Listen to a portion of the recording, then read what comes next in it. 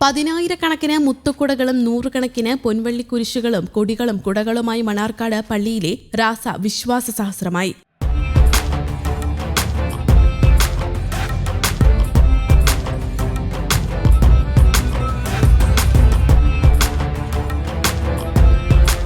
പതിനായിരക്കണക്കിന് ആളുകൾ റാസയിൽ ഭക്തിപൂർവ്വം അണിചേർന്നു. ഏഷ്യയിലെ ഏറ്റവും വലിയ ആധ്യാത്മിക ഘോഷയാത്രയായ മണാർക്കാട് കത്തീഡ്രലിലെ റാസ മരിയൻ ഭക്തിയുടെയും വിശ്വാസത്തിന്റെയും പ്രഘോഷണമായി. മണാർക്കാട് വിശുദ്ധ മാർത്തമറിയം യാക്കോബായ സുറിയാനി കത്തീഡ്രലിലെ 8 നോമ്പ് പെരുന്നാളിനോടനുബന്ധിച്ച് ഇന്നലെ നടന്ന കുരിശുപള്ളികളിലേക്കുള്ള റാസ ഭക്തിചന്ദ്രമായി. ഉച്ച നമസ്കാരത്തെ തുടർന്ന് മുത്തുകുടകളുടെ വിതരണം ആരംഭിച്ചു. അംശവസ്ത്രധാരികളായ വൈദികർ പ്രാർത്ഥനകൾക്ക് ശേഷം പള്ളിയിൽ നിന്ന് ഇറങ്ങി കൽക്കുരിശിലെ ധൂപപ്രാർത്ഥനയ്ക്ക് ശേഷം റാസയിൽ അണിചേർന്നു.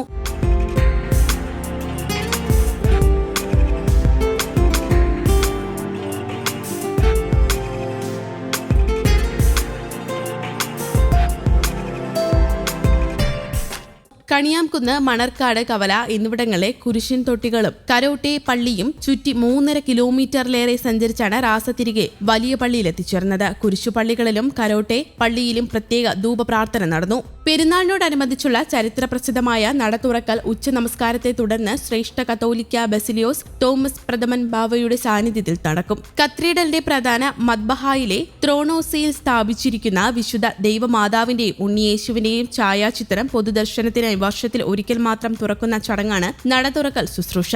തുടർന്ന് കരനീർച്ചയ്ക്കുള്ള പന്തിരുനാഴി ഘോഷയാത്രയും നടക്കും. വൈകിട്ട് കരോട്ടെ പള്ളി ചുറ്റിയുള്ള പ്രദക്ഷിണം, ആകാശവിസ്മയം, പരിചയമുട്ടുകളിയും മാർഗം കളിയും തുടർന്ന് കരനീർച്ച വിതരണവും നടന്നു. പ്രധാന പെരുന്നാൾ ദിനമായ 8-ന് 3-ന്മേൽ കുർബാനയ്ക്ക് മലങ്കര മെത്രാപ്പൊലീത്തയും കൊച്ചി ഭദ്ര സനാധിപനുമായ ജോസഫ് മോർ ഗ്രിഗോറിയസ് മുഖ്യ കാർമ്മികത്വം വഹിക്കും. കരോട്ടെ പള്ളി ചുറ്റിയുള്ള പ്രദക്ഷിണം, ആശീർവാദവും വൈകുന്നേരം 3-ന് നടക്കുന്ന നേർച്ച വിളമ്പോടെ പെരുന്നാളിന് സമാപനം.